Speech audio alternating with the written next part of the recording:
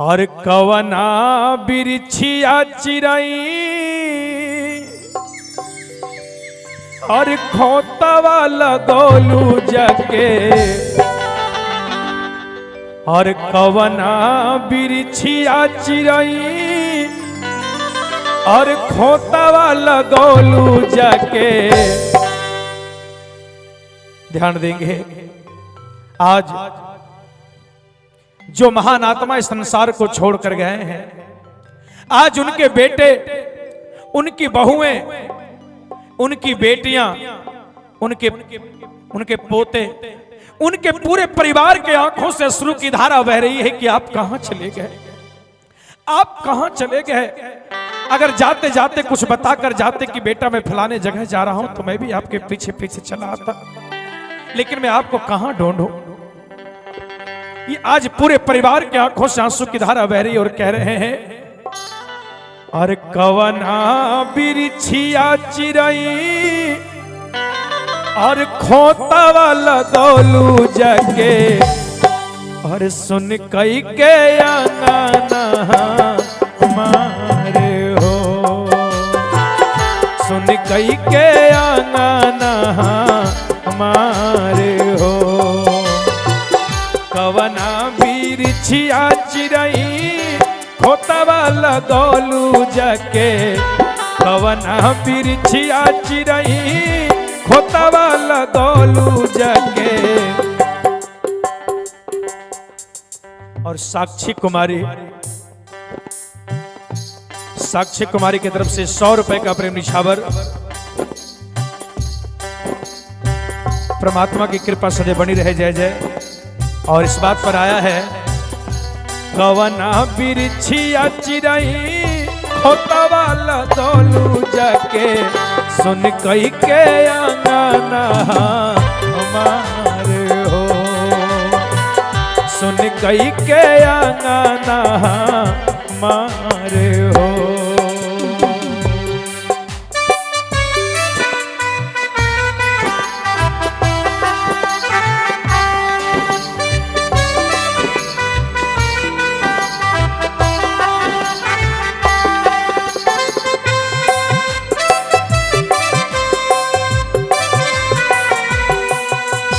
आजा आजा आजा आजा, जिंदगी हम तुम्हीं पे लुटाएंगे।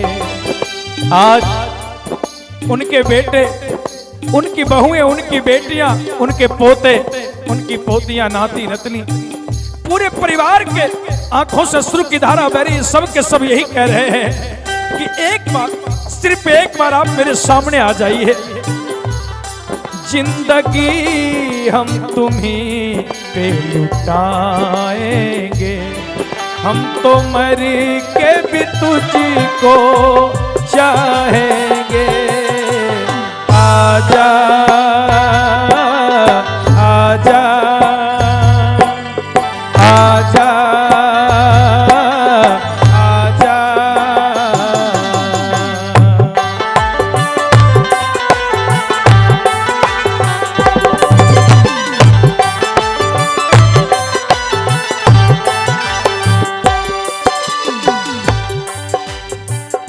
कहते हैं कि आप कहां चले गए, आखिर मुझसे क्या खता हो गई, मुझसे क्या गलती हो गई जो आप मुझे छोड़कर चले गए। नैया की डोरी तोड़ी चल गई चुपे चोरी, कवनी नगरिया कौने गाम हो।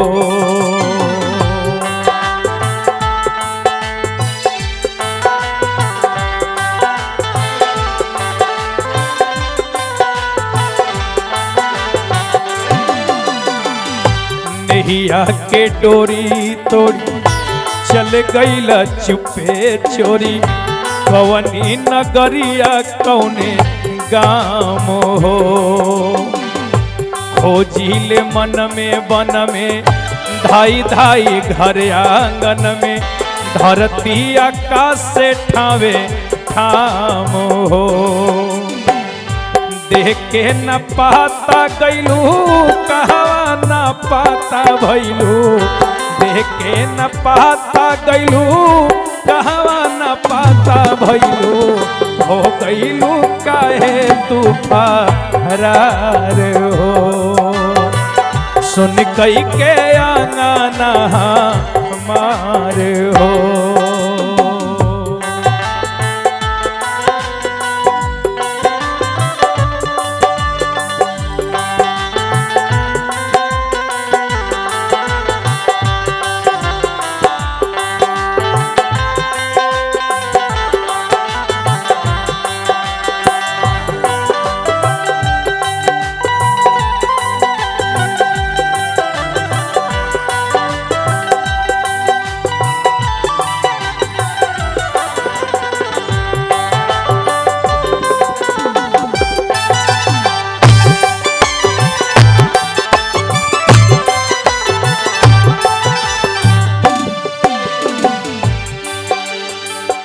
और कहते कि क्या भूल हो गई, कहां चले गए आप।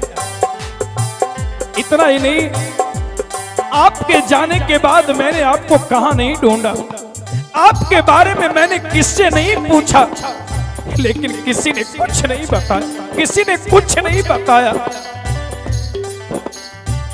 सूरजिया चानावा से बदरी पवनावा से पूछी ले गईलू कौने खो हो।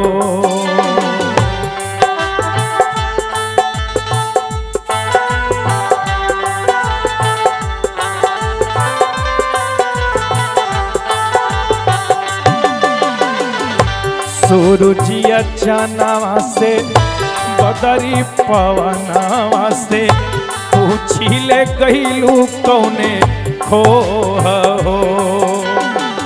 तलवा तलाइयन से पूछनी तराइयन से केहू न देता कौनो जो हो।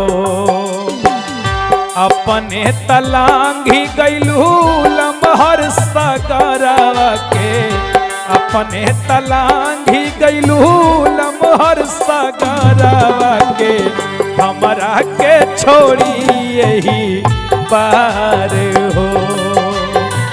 सुन कई के आंगना हमार हो।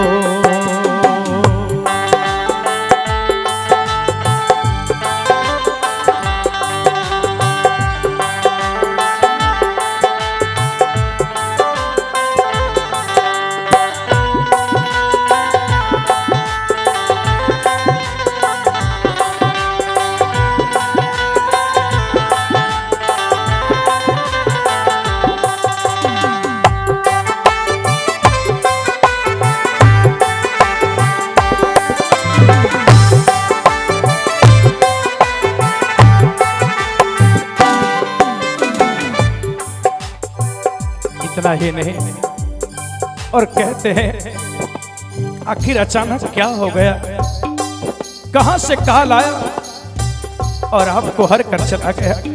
कहते हैं कि ये तो के ले भागल, तनिको न भनक लागल, कवनो पहेलिया धैबा झाई के।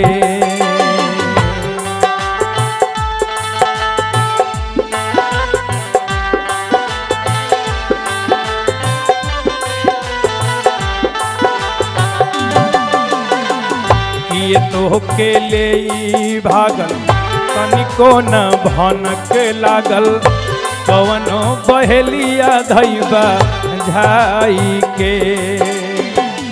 हिले ना डोले दिहलस, कुछऊ न बोले दिहलस, अचके में कैलस घतिया आई के।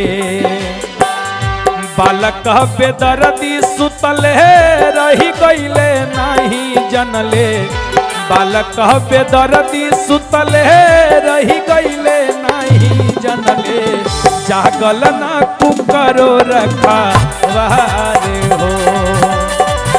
सुन कही के आंगना मार हो उड़ गईलू पंखिया पसार हो सुन कही के